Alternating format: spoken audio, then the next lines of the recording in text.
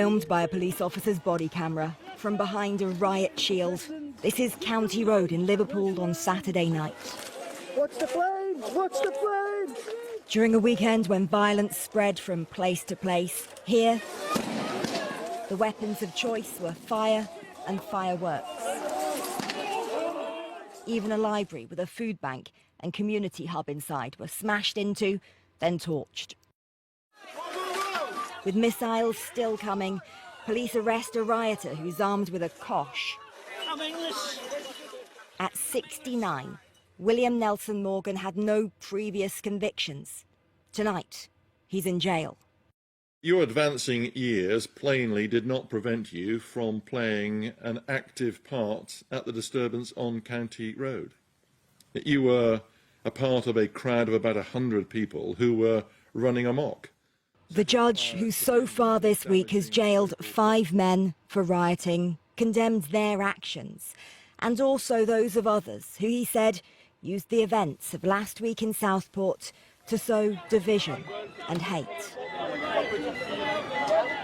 The people doing all of this, that weren't exercising some right to freedom of expression or lawful protest, but rather that they were exploiting the anguish of others, either to further their own twisted ideology, or more likely, as an excuse simply for vandalism, intimidation and violence. They are criminals. The longest sentence so far was for this man, Derek Drummond. As he was jailed for 3 years, body cam footage was played in court, showing him attacking police in Southport last week. And with cases being fast-tracked, people who were part of riots in Plymouth, Bolton and Hartlepool have also already been convicted and jailed. And more arrests too, with police raids in Washington, near Sunderland, and in South London this morning.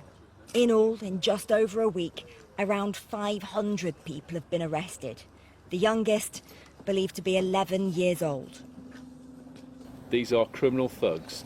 Any suggestion they're patriots or they've got a cause that they're protesting about is nonsense. They're criminals, and frankly, most of them are going to be charged with violent disorder, and most of them are going to go to prison for a few years. In parts of Belfast, more street clashes last night.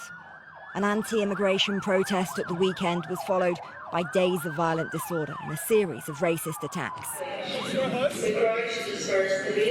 The PSNI has asked for more than 100 police officers to be sent from Scotland next week.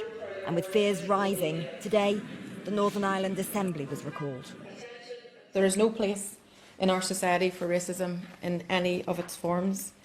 And the racist attacks on people, on businesses and homes are absolutely wrong. They are and have created such a deep fear, a fear that I think perhaps none of us have ever seen before right out there among many parts of our community. In most places last night, with a show of force by police and huge numbers of anti-racism protesters, the night passed without fears of yet more violence being realised. In the hours before, in Liverpool and dozens of other places, there had been warnings about possible disorder. Without knowing exactly why that didn't happen, it's hard to predict what will happen next.